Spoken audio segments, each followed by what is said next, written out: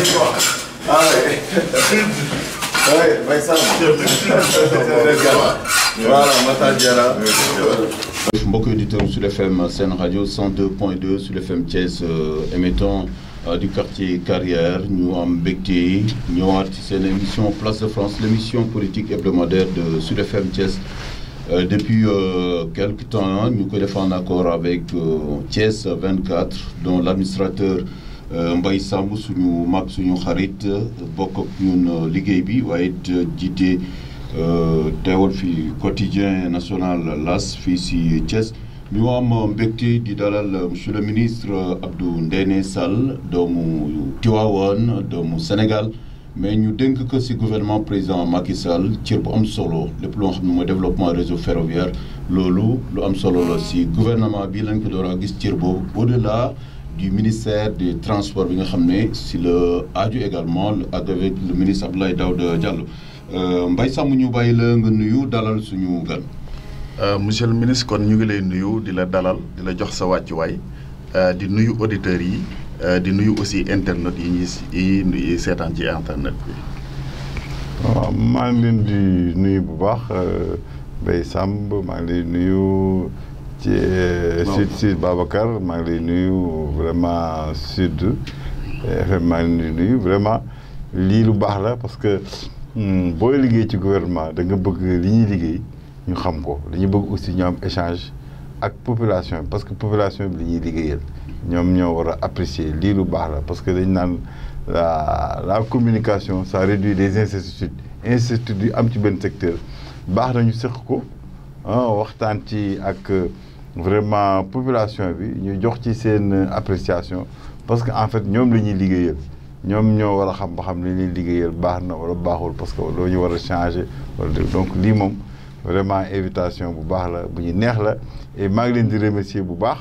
bi nga plateau bi plateforme bi ngeen ko définir au niveau de Thiès parce que généralement ko bëggoon da ngay dem ba Dakar ngeen définir ko au niveau de Thiès quand même c'est lu baax la ci politiciens yi man de apprécier naa ko te maa ngi leen ciy sant bu baax a baax a baax a baax a baax parce que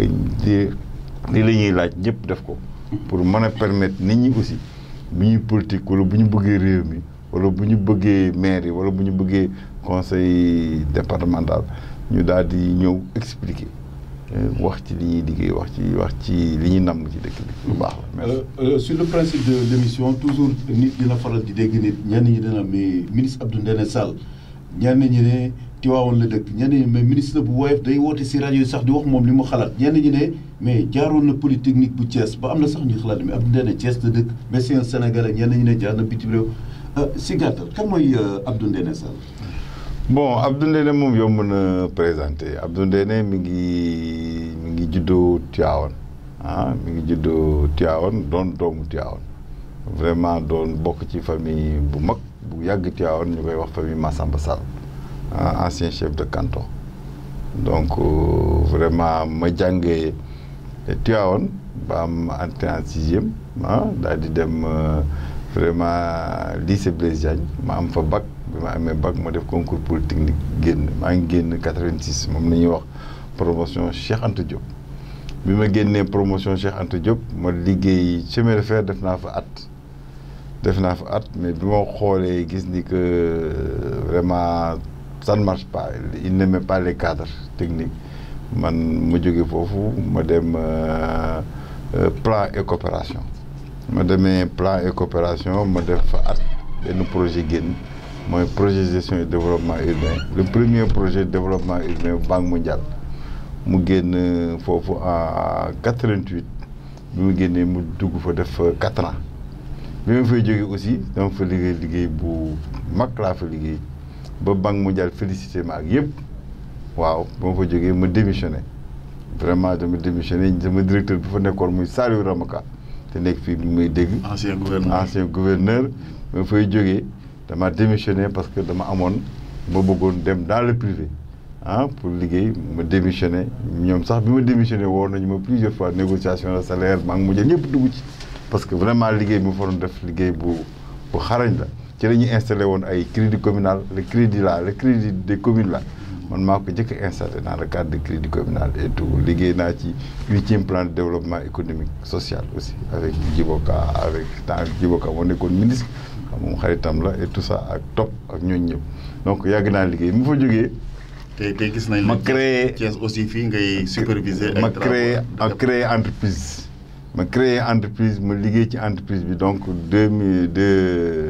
1992 laa créé entreprise ma liggéey ci presque 12 ans. ci ban domaine. Entreprise générale. construction tali yu bëri maa Thiès. seen première voirie yi man maa ko defal. tout ça bi ma duggee sax baarataal sax bi ma doon tooj mun ma yow yaa ngi doog génn amagoo matériel amagoo dara nga bëgg a def ci tali c'était très difficile mais vraiment fexe nañ ba def ko. Vraiment def nañ ko et tout ça donc mu liggéey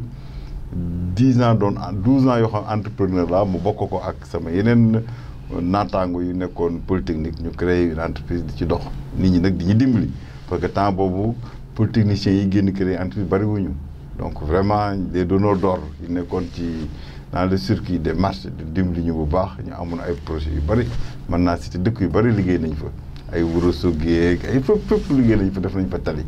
waaw. def nañ fa tali def nañ assainissement def nañ def bi ma fa jógee nag en 2004 ma créé benn bureau d'étude Afrique Consult ma ko créé 2004 ba 2000 quand même 14 10 ans après président Macky Sall jël 2012 mu nekk président de la République mais liggéey ak moom.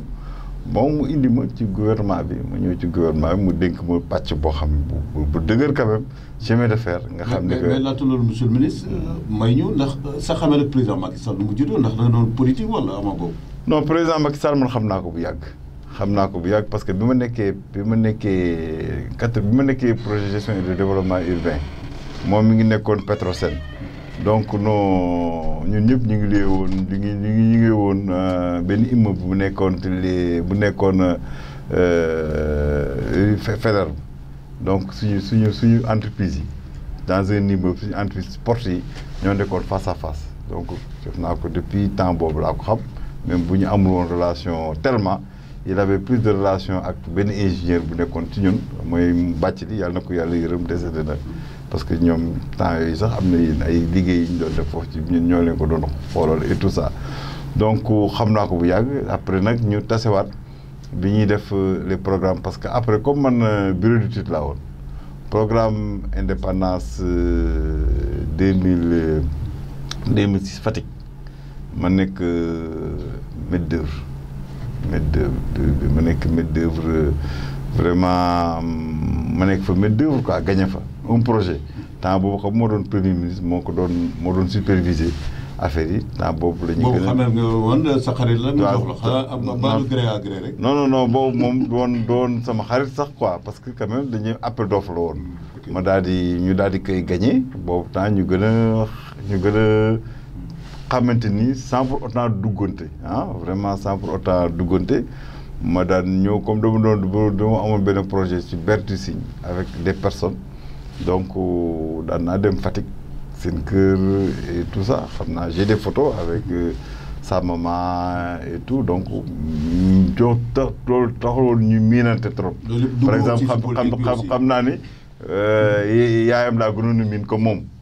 parce que daan naa dem ci kër comme j'avais un projet waaye moo fa nekkoon moom yaayam laa gënoon a miin ko moom donc bi ñu paree loolu bi mu ñëwee ba vraiment xaajoo am ak Ablaye Wade ba mu teg ndëndëm nag bi mu tegee ndëndëm ba 2012 teelu mu ci dugg ba 2012 vraiment ma gis ko ni muy liggéeyee ma ne kii daal xam naa ni bon yaakaar naa ci moom te comme c'est un ingénieur te xamoon naa ko bu yàgg naa jéem a dugg si langue bi jàppale ko moom ci boppam mu woo ma. ko jàppale avant mu nekk président ko commencé jàppale. waaw avant mu nekk président parce que man j'ai participé vraiment valablement à son élection ci présidentielle bi au premier tour donc moom ci boppam moo woowal boppam ni ma vraiment wax nañ ma sa tur léegi dama bëgg nga jàppale ma ci ci kii ma fàttali ko sama ni ko noo xamante ne bu yëg tout ça mais vraiment fas yéene woon naa la jàppale sax avant nga may woo parce que xawma commencé naa ci dugg et tout ça bon ma jàppale ko quand même jàppale ko premier 2000 nekk dugg ci élection yi nekk tête de liste ci tête de liste département élection départementale nekk tête de liste ci commune bi c'est rare APR ñu ko fa def bari wuñu ñaar def ne commune tête de liste département gagné ñaar yëpp c'est boo gagné ñëpp a gagné parce que kenn benn nit mënul gagné mais quand même ki nekk tête de liste c'est extrêmement important parce que Benno Bokk Yaakaar président Macky Sall moo nekk tête de liste moo tax ñi gagné moo tax bu ñu gagné aussi ñoom contribué na ci lu bari donc vraiment ma nekk tête de liste ñaar yëpp gagné ko moo ko gagné nag vraiment mu ne sama waa ji kat jàmbaar la kii moom il faut ma indi ko. man neexal ko. waaw ma indi ko ci sama wet parce que jàmbaar la ci la ma indee mu jox ma premier poste secrétaire d'État chargé du développement du réseau ferroviaire après mu def ma ministre délégué auprès du ministre des infrastructures. chargé mooy différence bi foofu secrétaire d'État ak ministre ci même activité bi. bon xam nga secrétaire d'État yi dañ ko indi woon léegi comme secrétaire d'État yi dañ ko bàyyi. ñu def ministre délégué mais le ministre délégué dans la nomenclature gouvernementale et ministre délégué moo gën a kawe secrétaire d'État quand même mais c'est presque la même fonction. voilà mbokk yi ministre Abdou Ndéné Sall ñu dalal seen émission Place de France Sud FM en accord ak Thiès 24 Mbaye Samb à mes côtés Mbaye Samb actualité bi monsieur le ministre dégg nga fa muy junjee xanaa foofu la ñuy avancé ak moom. mais monsieur le ministre. ñu jox la secteur boo xam ne.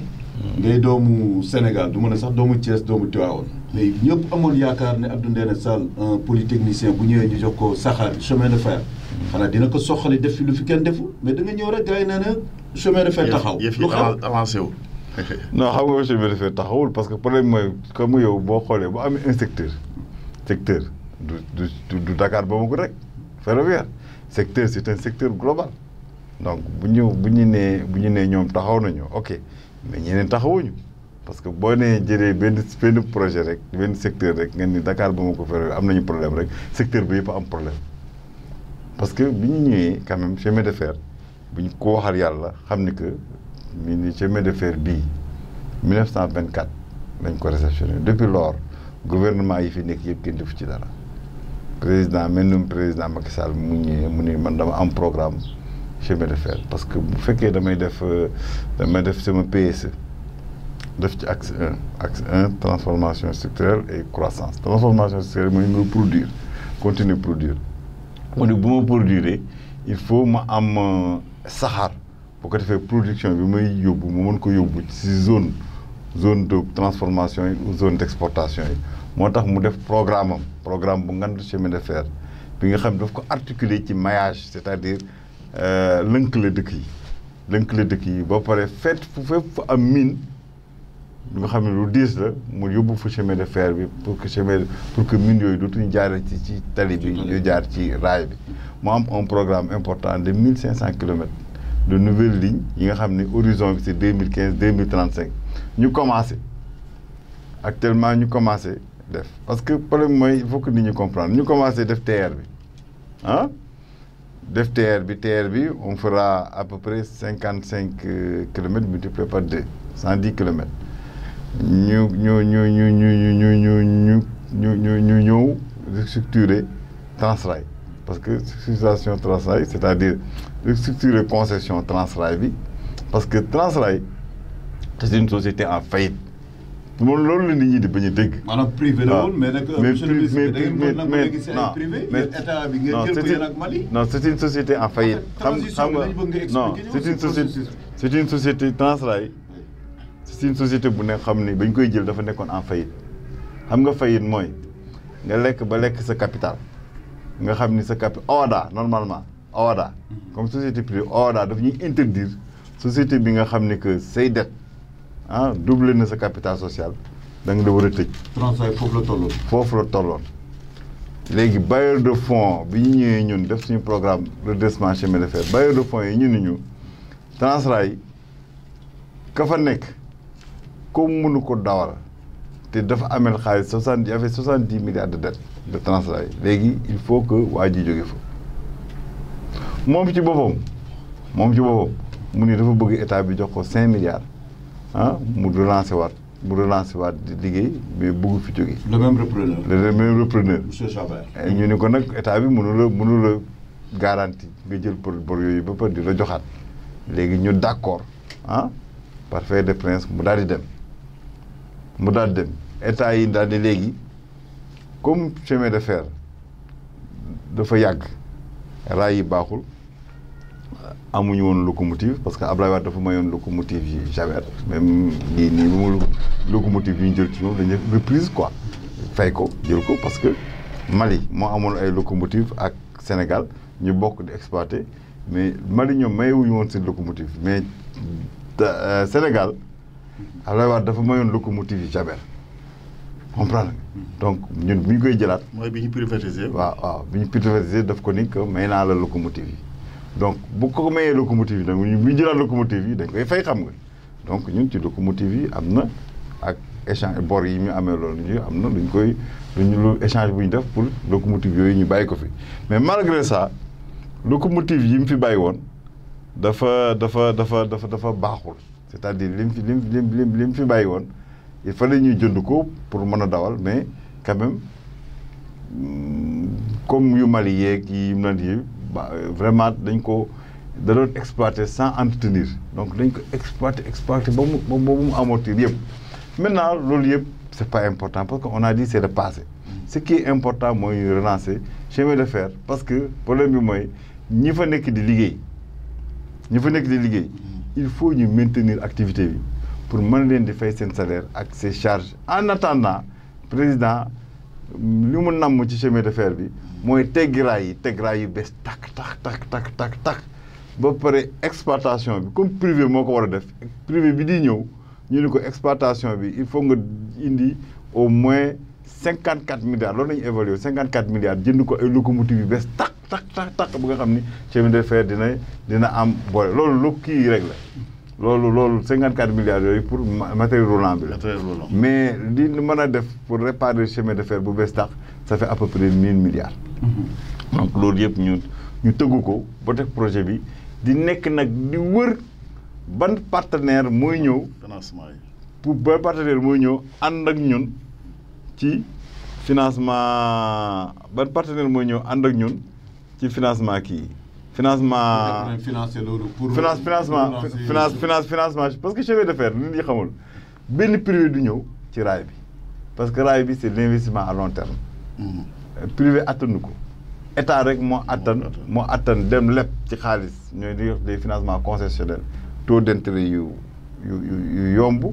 pour mën ko fay garantie à long terme am na fi 100 ans maintenant tous les il faut ñu comprendre il faut ñu déglunte comprendre xam nga chemin de fer dafa am ñaari pàcc dafa am raay am matériel roulant am ay nit bu dee raay benn privé du ñëw parce que le privé ils ont dit que financement à long terme la ça ne les intéresse pas kooku état rek moo ko mën a def bu ko finance état moo ko mën a financer moomal ko boppam mu ñu société patrimoine bi moom ko ñu créer benn société d'exploitation boo xam ne mën nañ ko joxe en concession privé bu bëgg nga ñëw nga waxaale ñun ñu jox la en concession booy daw ci raay yi nga ñuy fay concession caabi loolu schéma boobu lañ def société de patrimoine boo xam ni état bi moo koy moom nga xam moom mooy def pour defar raay yi ba mu bees tax raay yu bees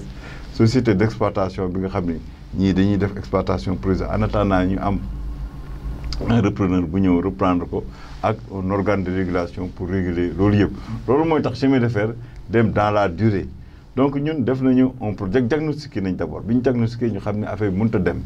li mën dem mooy ñu defar raay bu bees parce que quand même vitesse commerciale yi ay 10 kilomètres à l'heure ay panne yi ay déraillements yi mënut a dem donc il faut que ñu installer dans un autre environnement qui leur permet d'avoir une exploitation fiable donc loolu teg nañ ko ba pare léegi financement yi actuellement on a négocié avec les Chinois yi ñëwoon nañu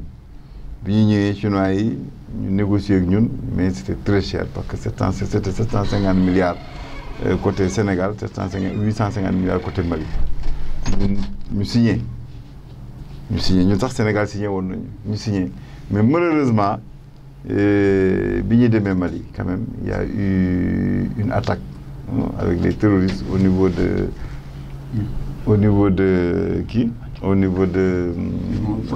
Radisson. gars yi presque rey leen juróom la ñu woon et c'était le directeur général les tout ñu rey leen ba mu des kenn Mali jotuñu signé mu am blocage boobu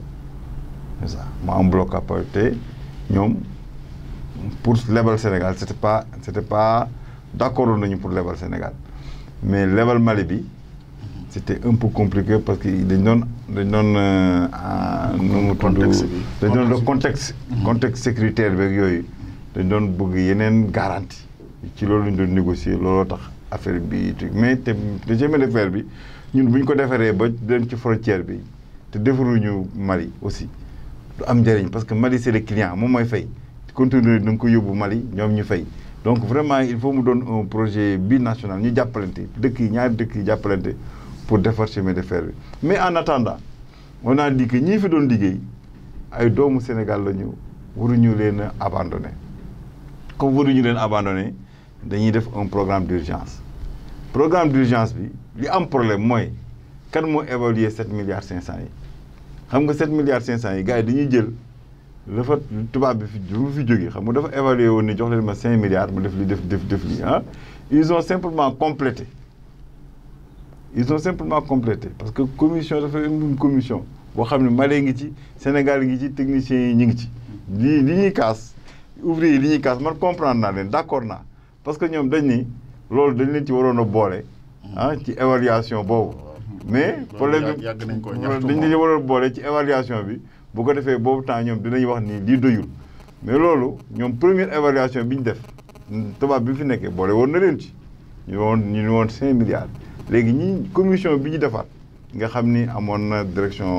amoon na waa direction bi cadres yi amoon na cadres yi nekk Mali amoon na ñaari ministères yi ñoom ñoo évalué waat daal ni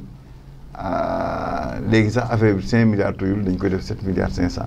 mais vraiment état yi góorgóorlu nañu boo joxee 7 milliards 500. Et loolu c'était pour accompagner la phase de transition, monsieur le ministre. Non, il faut expliquer. Non, mais c'est un peu technique, mais nous aussi. Non, c'est pour accompagner la phase de transition. Mais transition, oui. Xam nga transition lan la mooy transition bi c'est pas la transition n'a jamais été limitée. On a dit transition bi on met en attendant que li ñuy yaakaar ci financement yi ñu structuré pour defar lu bees tax train yi bañ a taxaw. kon transition bi day continuer ba keroog ñuy defar continuer ba keroog mais transition bi. bu fekkee yii li ñu doon jooy dañ ni transition bi dafa yàgg quand même. mais transition bi actuellement parce que doo comprendre actuellement tant que amuñu quand même un finance mobiliser wu structuré wuñu un financement important bu defar chemin de fer bi transition rek nga mën def il faut que ak financement bi taxaw nga réparer raay yi. parce que problème chemin de fer raay yi la nga réparer raay yi jënd locomotive yu bees def réforme structurelle yi ñu daal di dem léegi tant que loolu taxawul transition bi mënta fekk mais dans la phase transition ñun normalement programme bi bu marché woon parce que dañu woon 3 milliards salaire 2 milliards 500 matériel roulant ñu jënd ay pièces réparées 2 milliards yu voies yi mais je comprends xaalis bi état buy génne xaalis da koy yéex a génne yu génne xaalis bi moo tax affaire yi yéex lépp presque dem ci salaire yi je le comprends man mii je le comprends mais boo yégee boo nekkee rek naan état bi deful dara xam nga booy def dara dañ la mën nañ la wax sax li nga def ni ñu ko génnee mënoon nañu ko génnee mu gën a gaaw mais boo nekkee di gën waaw bu fekkee Mbaye après dina compléter. bu fekkee mais léegi yeexoon na affaire bi ça n'a pas marché c'est la faute de tout le monde parce que quand même c'est la faute de l'État, monsieur le ministre. non c'est pas la faute de l'État. parce que état bi am na priorité terre bi jël na fa ay milliards yu bari dugal ko fa. non terre bi non c'est-à-dire xam nga problème mooy xam nga financement de projet il faut que nit ñi xam. parce que am ngeen ay partenaires yoo xam ne leen ay milliards ngeen dugal ko fa. tey chemin de fer mais ñoom ñu soxla benn loo xam ne ñoom nee na mën nañ ko liggéey Mais non, pourquoi c'est-à-dire ce problème mécanisme de l'État non mënuñu accompagner c'est-à-dire comprendre xam nga ñun nous sommes des ingénieurs pour projet da nga ko diagnostiquer dafa am ay phase diagnostic xam nga pour topp rek xam nga projet bala nga ko financer da ngay def li ñuy wax analyse de faisabilité ay ingénieurs ñoo koy def ay c'est des hommes c'est des savoirs moo koy def pas ouvrier ñoo koy def wala dara problème bi mooy financement de projet yi Sénégal yi def yëpp Sénégal amul capacité moom xaalis bi di ko financer da koy jéegaani day def projet jéegaani ko boo jéegaanee projet bailleur de fonds bi mooy financer ni ñu jëlee projet TER bi dem déposer ko ci bailleur présenter ko en financement c'est la même chose qu'on a fait pour Dakar Bamako ferroviaire présenter ko au financement mais les bailleurs de fonds ils regardent le projet le plus rentable. bële moo gën a viable. pour ñoom gën a viable moom la ñuy financer mais dama ni l'essentiel nga am ko ci programme ñun on a un programme de redresser ce financement on est en train de chercher xam nga problème bi on est en train de chercher de l'argent xaalis bi teewagul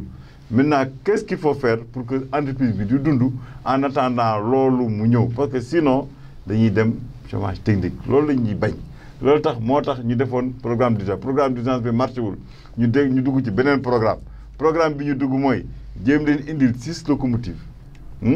2 locomotives ñu réparé ko 2 locomotives Dangote yeneen 2 locomotives ñu jëm ko jënd. mais loolu fu mu toll exactement. non naa lancé c'est-à-dire ba tubaab yi c'est-à-dire dañu xam ni comme buñ ko nay réparé fii day am problème dañ ko externaliser tubaab yi koy réparé ñëw nañu fii réunir nañu ak ñoom ba ñu wax leen ñoom ci seen bopp ñu def li ñuy soxla yëpp ils ont travaillé avec eux ils ont travaillé avec des ouvriers BIPA directement moo tax ñoom dañuy wax rek du ñu expliquer ils ont travaillé avec eux directement tubaab yi ñëw nañ fii travailler ak ñoom ñu war a jël machine yi yóbbu ko Dangote machine yi muy jël aussi même chose ñuy waxaat état bi nañuy financer yeneen 2 locomotives parce que ma xam lu ma bëgg automatisation dama bëgg ñoom ñu am assez de locomotives pour def seen transport am seen recette propre di fay seen bopp parce que loolu moo gën a baax ci ñoom parce que li yënti xaalis ci état bi dafa metti parce que problème yi ñëpp secteurs sociaux yëpp a ngi kaas c'est ça le problème donc pour distribuer xaalis dafa metti donc pour man mi nga xam ne maa yore secteur chemin de fer man je veux que le chemin de fer soit autonome parce que nu mu tudd exploitant moo war a génne salaire yi ci loolu la ñuy liggéey ñoom démb ñëw nañu suñu bureau ministre recevoir na leen man recevoir naa leen expliquer leen ci li ñu nekk ak yeexaay bi et tout ça parce que des budgets vient d'être mis en place ñu bari entreprise yu bari actuellement ñi sës ci état bi ils ont des difficultés de truc mais bu ñàkk volonté nekku ci ak ñàkk bañ a liggéey ak ñeen nekku ci bu amee nag ay wax yu ñagas il faut yenn saa yu ñu tontu préciser ni mu demee mais loolu sax vraiment ministre nee na ñu bàyyi ñu wax parce que ñun dañu am beneen liggéey léegi lu ñu mënti waxati tamit duñ leen tontu ci dara. l'essentiel mooy dañu léegi ay responsable monsieur le ministre comme ni nga def. non c'est-à-dire dañuy leeral mais ñoom comme leeral yi da leen di naqari ba ñuy wax ay wax yu déplacé mieux vaut que ñu continuer di liggéey rek de façon nit ñëpp dinañ gis ni que président de la République am na ambition ci chemin de fer dinañu fexe ba indi leen 6 locomotives parce que ñoom li ñu laaj rek indil leen ñu train bu ngeen ñu indi leen train yu doy après ñu may leen dootu leen ñu subventionné pour salaire yi dañ leen indil train yu doy réparer tuuti ci voie bi ñu commencé dawal en attendant nag li ñu namm ci chemin de fer mooy réparation à neuf parce que chemin de fer bu am 100 ans 1924 lay am 100 ans mooy Dakar Bamako bii am na bii nii bi jóge Saint-Louis am na 130 ans defaraat bu baax moo ci bëgg pour mu demaat fu sori du ay càmbal du ay petite réparation mooy defar chemin de fer loolu lañ ci bëgg lu bees dañuy def fee ci TER bi lu bees tax raay yu bees tax train yu bees tax moom la ñu bëgg a defal chemin de fer te loolu projet bi ñu ngi ciy négocier on a des partenaires yu bari yu ñëw mais partenaires yooyu nag xam nga comme fii c'est la transparence mënoo tëb rek jox projet kenn il faut nga comparer avec des comparaisons solides ñoo ñëpp parce que sinon boo ko defee bu amul une gouvernance fiable partenaire bi nekk extérieur dafay am sanction dootu la wóolooti comprendre nga bu la wóolootul da ngay impacter yeneen secteur mais monsieur moo tax ñu koy def Sénégal bare nañu ay ingénieurs yu xarañ yaakaaruma quand même war nañ fi mën a jël tout ce temps là alors que on est à 10 mois aussi des élections. Non, ça ne dépend pas. C'est la course contre la montre. Non, c'est pas la course. C'est pas lié. C'est pas lié. Mais monsieur le ministre, chemin de fer, comme ngeen bu ngeen ko def refilé élection yi du ngeen am ay sanctions wala mberteel. Non, c'est pas lié. bi ci des Babacar. C'est pas lié. Parce que le problème est mooy chemin de fer ñu ngi ciy liggéey ñun au moins commencé nañ ci mais ñi fi régime bi fi passé yëpp daan dañuy gagné ay élection te mosu ñoo def dara ci chemin de fer. yaa que ñun ñoo ñëw fekk tubaab bi nga xam ne da doon nekk di jaay terre yi ils ont engagé l' état sur plus de 70 milliards de dettes yoo xam ne ci bopp état bi la parce que état bi moo ko moo doon joxe la garantie ñu reprendre ko di fay ndànk signer des moratoires avec les gens ba pare def ci commencé ci def programme tu as vu donc dinañ ko def mais c'est pas lié ñun defar bu baax defar lu wéy moo ñu gënal gaawantu boo xam ni après élection yi mu yàquwaat dañuy defar lu baax lu durable parce que ñi fay nekk aussi suñuy nawle lañu buñ leen di defar dig leen dañuy relancer bu fort président Macky Sall dafa wër réew mi xam li réew mi bëgg mu koy def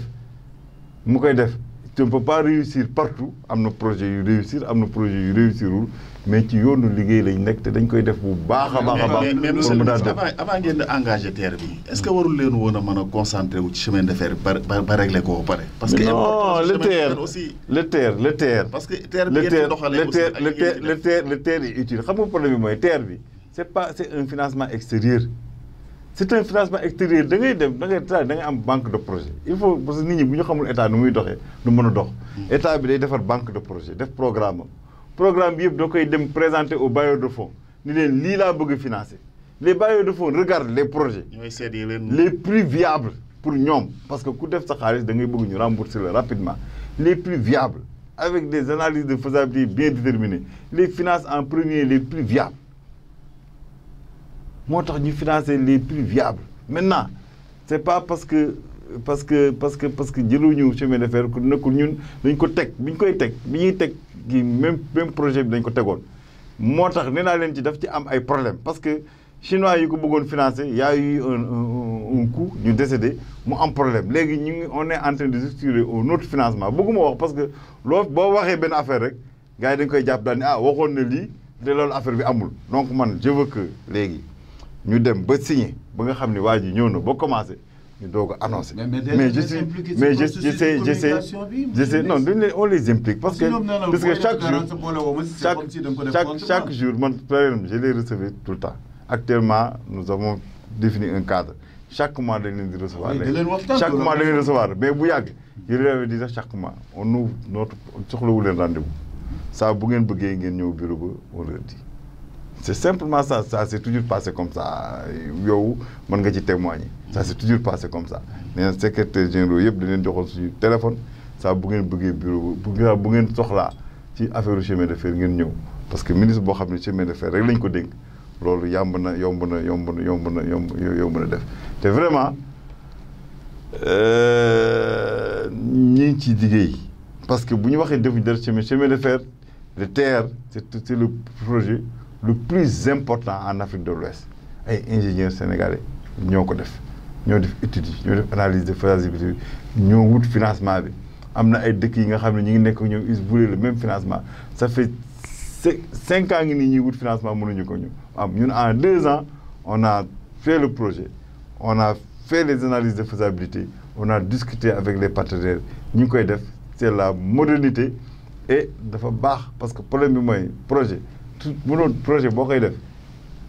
président lu mu la jëkk laaj est-ce que ce projet bi am na njariñ est-ce que am na lu muy faj bu paree mun la est-ce que le projet est économiquement viable nga démontrer est-ce que le projet est financièrement viable est-ce que le projet on a les moyens de le financer on a actuellement les moyens de financer tout à cause du leadership du président à cause de la pertinence de sa vision et à cause quand même du plan d'exploitation solide un PSE un programme moo tax ñu mënal def loolu gis nga actuellement Sénégal bu bëggee dara on est allé sur le marché gis nga affaire boo doxul marché bi da lay sanctionné. mais lan boo bëggee dara doo ko am tout ce bruit là les impactés sur l'axe Dakar ba AIBD fi terre bi war a jaar mais ñu ngi leen di dégg ñenn ñi li leen proposé baaxul ñenn ñi kenn fayu leen seen bakkan lañ ci teg mais coow li bare na. waaw non coow moom dina am. coow moom fu mu jaar projet boo koy def. xanaa waxtaan ba dafa leerul si. non coow moom foo dem rek di nga soxla terrain bi di ko amaat parce que chemin de fer yu bëri moo ko moomoon dafa amoon titre foncier ferroviaire malheureusement ñi fi nekkoon defuñu ci woon dara. ñi fi nekkoon léegi gars yi occupé ko léegi xam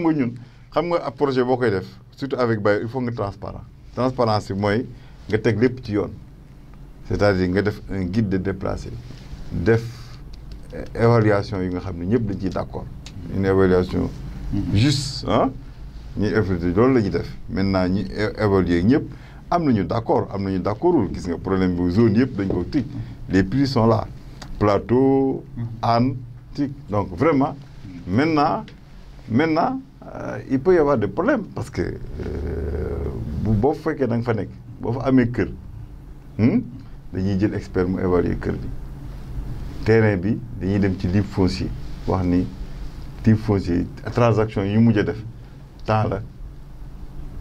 temps la ngi def moyenne bi nga fay leen bu fekkee ni que da nga fa loué woon ñu jox la 6 mois de location bu fekkee yow da nga fa ñëwoon nekk fa locataire yow même locataire dañ lay fay jox la 6 mois nga dem nga wuti feneen loué ji tu as vu donc vraiment ñi ngi discuter ak moom dañoo bari 12 000 personnes lañu il faut 45 milliards am na ñu ci commencé fay am na ñu concilier bi ngi dem lu bari près de 80% emprise bi libéré nañ ko mais nag projet urbain boo xam ne da nga koy def ci foo xam ne nit ñi dañuy dëkkoon toujours day am problème day am coow parce que yenn saa yi nga bëgg loo xam ni que état bi mënu ko ma yaakaaroon état bu bëggee rek mën na. non c'est-à-dire mën bi laa wax mën bi laa xam nga mën bi mooy la mën bi mooy ñu teg ko ci la réglementation parce que xam nga projet bu nga xam ne bailleur de fonds dafa ko financé day contrôler procédure bi yëpp c'est-à-dire bailleur de fonds bi d'accord nga fay nit bi nga fa jëlee lu ëpp du d'accord aussi nga fay ko lu tuuti dafa koy d'accord nga fay ko selon la loi selon les lois et selon les procédures Banque mondiale. mais autorité c'est ça on paye plus non fii aussi kuy jaay ku am activité. ci gerte caaf parce que c'est les mêmes procédures. c'est la même société mooy APEX moom lañ jël c'est les mêmes personnes lañ jël parce que dañuy jël ñenn ñoo xam ne amoon nañu expérience ci libération des emprises ñu jëlaat leen ñi libéré autoroute bi ñooy libéré TER bi c'est les mêmes processus et comme la vie est plus chère dañ ko yokk ni ñu doon fay ci autoroute bi on a payé plus cher ñi daan jaay gerte caaf te nekkoon ci fii sax mooy les places d'affaires sax dañ leen a fay. donc on a utilisé non mais c'est-à-dire problème mooy. boo déggee ñu proposé 15 millions monsieur le ministre mais loolu xel du ko def. loolu amul c'est-à-dire xam nga problème bi mooy. loolu amul xam nga dafa am toujours ay nit ñuy wax mais loolu amul ñu on rencontre les gens 12 000 personnes yëpp leen rencontré amul benn kër bu nga xam ne dañ ko tabaxee 45 millions ñu leen di fay 12 millions parce que nee nañ la kër bi dañuy jël expert indépendant bu expertiser ba pare yow nga bu la neexee nga jël sa beneen expert mu contre expertiser ñu daal di def donc vraiment ci kër bi moom expert dañuy jël moom ci suuf si moom dañuy jël livre foncier ba li ñu mujjee def transaction livre foncier ba pare dafa am ay ñu am titre foncier ñu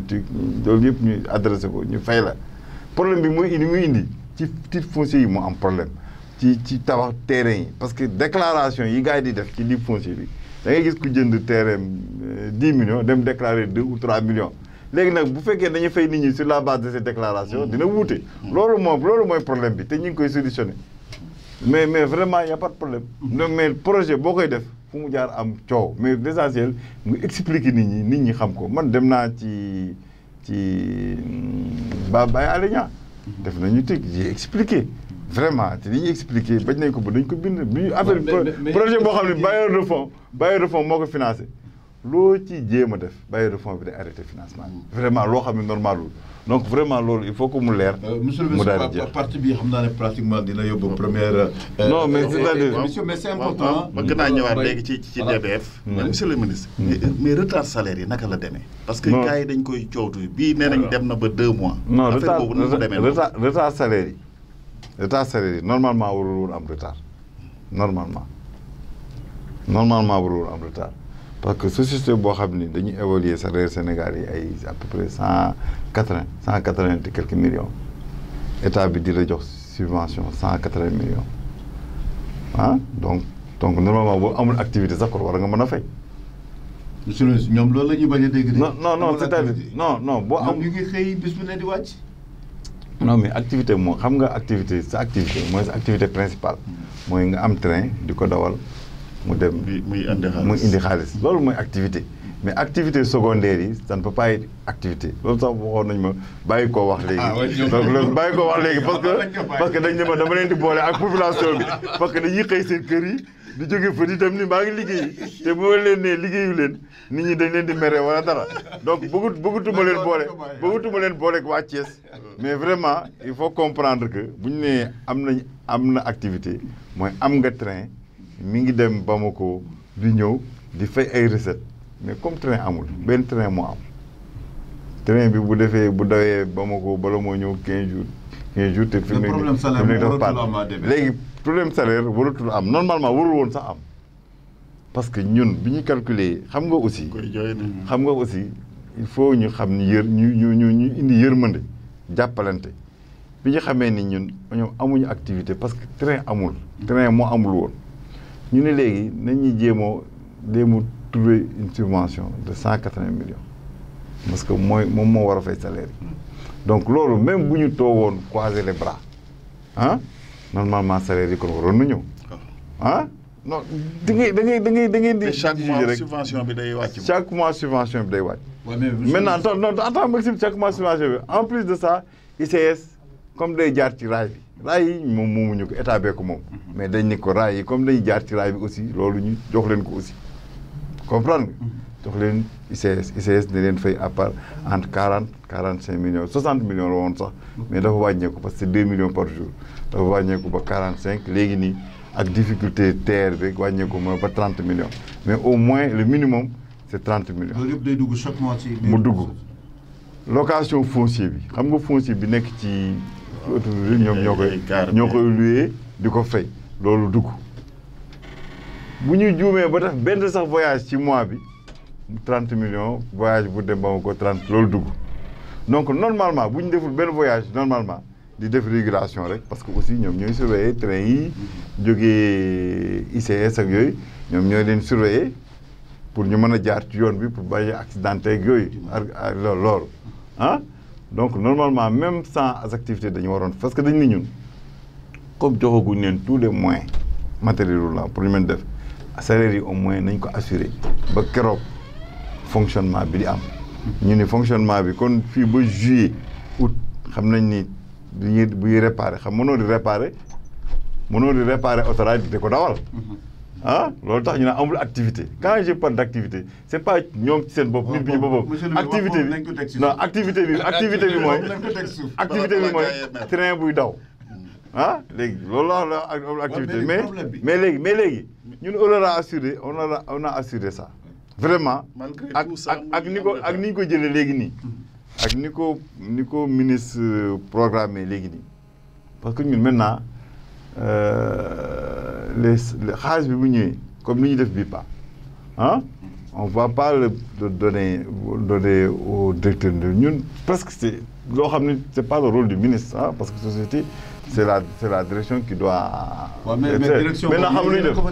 waaw non ñu ko fi tànn non ñu ko fi tànn cheminots yi di rek exiger tey un audit interne. parce que y a anguille sous roche. non jël benn Babacar Ndaw dénk la société. non y a pas de problème la nga war a def defu ko si. non y a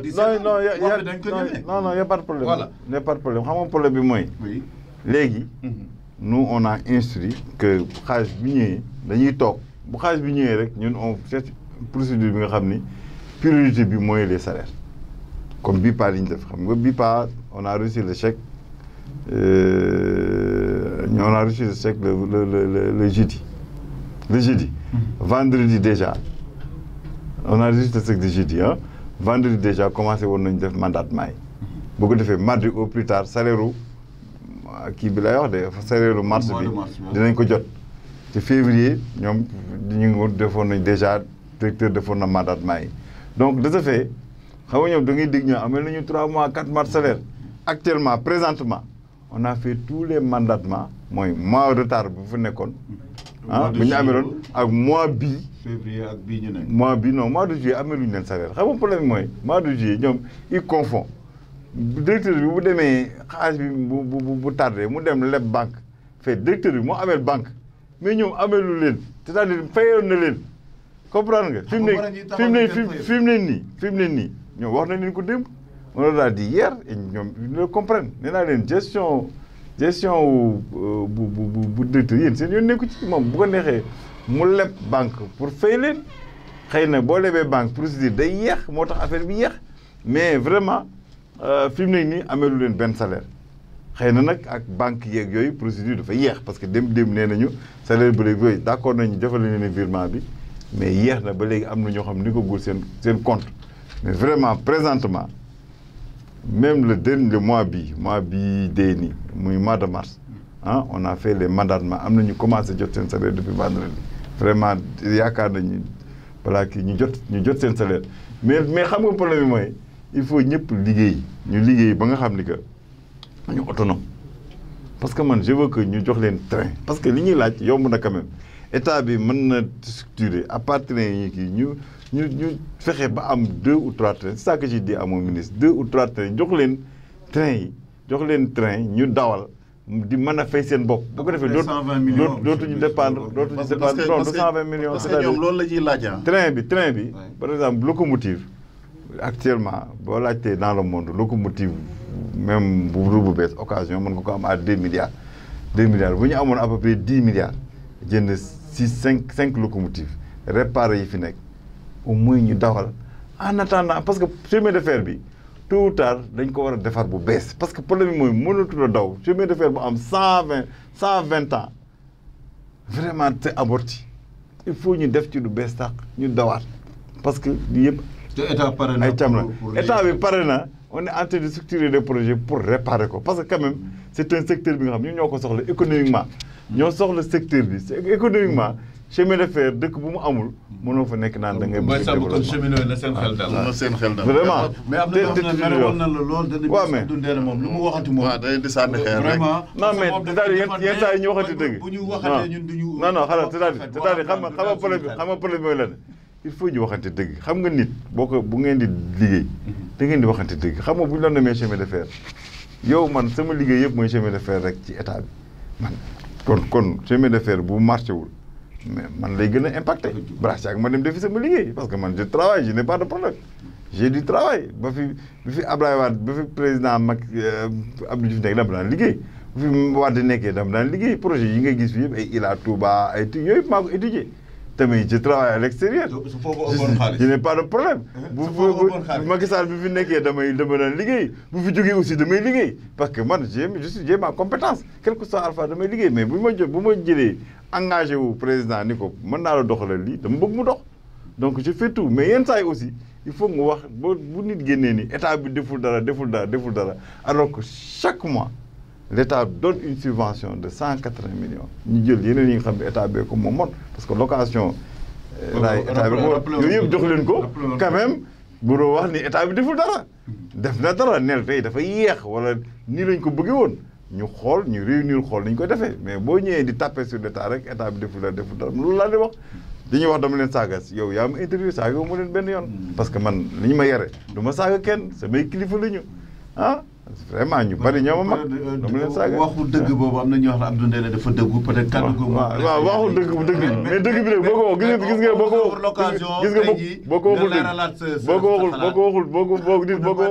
boo ko waxul dëgg non jéggul démb ne biñ nee réew nee naa leen bu fekkee li ma leen di wax noonu ni amul activité bu fekkee daf leen a blessé baal leen maax dootu leen ko dégg ci man mais dama bëggoon rek ñu comprendre ni que amul activité mooy que amul benn train bu dem Bamako. c'est ça donc amul benn recette. c'est ça loolu laa bëggoon wax. loolu moom amul moom. te loolu moom c'est la réalité. mais vraiment nee naa leen bu fekkee di ma leen offensé baal leen maax dootul amati mais vraiment ne ñëpp jàpp parce que ñun ministre quelle que soit sa motivation li mu mën rek mooy laaj état bi indi xaalis bi ñu teg xaalis bi mais il faut que maintenant même on a instruit à la direction générale muy def ay réunions beaucoup plus rapprochées ak ñoom ñu impliqué leen ci gestion bi bu ko defee ñëpp liggéey parce que problème bi mooy entreprise bi dox ñuy fay seen bopp moo gën a baax moo gën a wóor moo gën a toujours loolu laa leen di wax loolu la ñu gën a bañ. vraiment loolu on arrive au terme de cette première émission xam naa ne monsieur le ministre dina dellu soit dimanche prochain incha allah ñu bàyyi ko mu tàggoo rapidement laata muy dellu soit dimanche incha allah pour deuxième numéro bi. waaw di ko gërëm di ko sant comme d'habitude xol bi wax na. voilà c'était important quand même. jël ngeen chemin de fer bi jël na sama temps yëpp te man tax ma damay politique. je fais la politique chemin de fer bi moo jël sama temps yëpp. te chemin de fer bi vraiment mais c'est important bu ci ñëpp jàppee rek mu daal di dox. parce que quand même c'est un secteur important mënoo Sénégal mënut a développer nga bëgg développement am émergence te defuñu chemin de fer bi bu ko defee lu diis chemin de fer di ko transporter lu oyof ñu teg ko ci tali bi parce que 400 camions yi yàq suñu tali yi aussi vraiment accident du am truc vraiment maa ngi j'appelle un appel fort ci ñëpp ñi nga xam ne cheminot la ñu parce que kuy liggéey chemin de fer même man mënoon naa wax cheminot parce que je suis inspecteur de chemin de fer parce que at bi ma fa def y avait une école à l'intérieur j'ai fait chemin de fer donc vraiment maa ngi sant ñëpp di gërëm ñëpp di wax ñëpp lañ jàpp parce que chemin de fer dëkk bu bëgg a développer il faut mu relancer ko te président Macky Sall am na ci projet bu nganda waaye yéex na mu ngi ñëw yéex na mais dina ñëw parce que ku bëgg lu baax doo ko gaawantu donc koy def bu baax parce que chemin de fer durée de vie bi 100 ans la. ku bëgg lu baax doo ko gaawantu di kaddu ministre Abdou Ndéné Sall ñu koy jaajëfal Mbaye Samb Babacar Ndaw doon leen présenté seen émission Place de France Thiès 24 ak Sud FM Sen Radio jaajëfal Matar Diarra à la technique Pape Gueye et Maymouna Niass mbokk yi lii di seen première partie émission invité spécial ministre Abdou Ndéné Sall di leen jox dig daje beneen dimanche boo xam ne pàcc boobu moom daañu wax politique xam naa. ba mu kontaan mbokk yi jërë ngeen jëf wa salaam.